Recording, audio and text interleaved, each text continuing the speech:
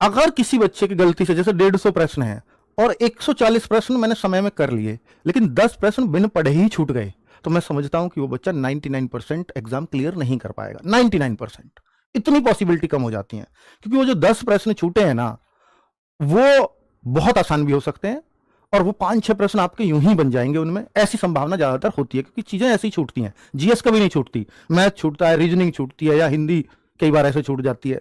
तो भाई बिन पढ़े अगर चीजें छूट रही है ना, तो वो नुकसान करेंगी, ये ध्यान रखना, क्योंकि आपके लिए पेपर 140 में से रह गया, बाकी के लिए 150 में से है। तो 140 में से 130 करना, 125 करना, और एक 150 में से 130 करना, 125 करना ज्यादा आसान है। दोनों में कितना फर्क है ना।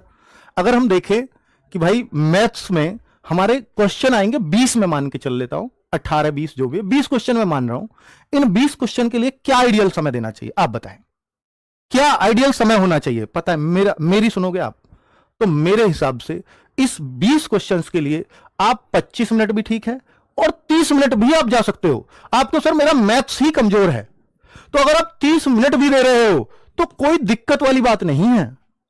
अगर आप रीजनिंग में देखो, अगर आप इसमें 30 देते हो, फिर रीजनिंग में 1 घंटे से ज्यादा मत देना बस। आपके सर मैं मैथ्स 25 में कर जाता हूं, तो यहां स्ट्रेच कर सकते हो 65 मिनट तक। अब आप कहो सर जीएस में फिर कितना समय देना चाहिए, हिंदी में कितना समय देना चाहिए? दोनों बच्चों ये 37-38 क्वेश्चन किए हैं, ये 37 और ये 38। हिंदी और जीएस अगर आपको बोलूं तो यहां 12 और 13 मिनट काफी होते हैं दोनों के लिए।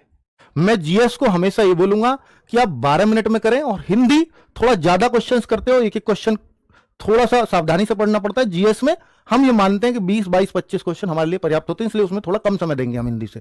तो यहां मैं 13 मिनट की बात करूंगा। आपको सर ओएमआर भी भरना है, ये तो ऑनलाइन के हिसाब से आपने बता दिया। तो अगर आप कुछ कम करना चाहते हो तो यहां आप 27 मिनट 28 मिनट कर सकते हो। तो बच्चे ये मुझे लगता है कि एक आइडियल टाइम मैं आपको बता रहा हूं कि जितने टाइम में आपको पेपर करना चाहिए। आपको सर एग्जाम में सबसे पहले क्या अटेम्प्ट करना चाहिए? तो एग्जाम में जो सबसे पहले अटेम्प्ट करोगे ना, वो रीजनिंग को ही आपको करना चाहिए। क्यों सर? इसलिए कि रीजनिंग में आपको ऐसे भी चीजें छोड़नी पड़ेंगी, ऐसी भी चीजें छोड़ दीजिए कि जो आपकी, जैसे मान लीजिए आपको लगता है कि इस प्रश्न में मैं कर तो लूंगा लेकिन मेरा समय ज्यादा लगेगा, तो उसको छोड़ करके चलना है। और रीजनिंग ऐसा सब्जेक्ट है जो सबने बहुत पढ़ा होता है और सबको ज्यादा कॉन्फिडेंस होता है इसमें। किसी भी सब्जेक्ट से ज्यादा कॉन्फिडेंस रीजनिंग में ही होता है, क्योंकि सब इसको सबसे आसान समझते हैं।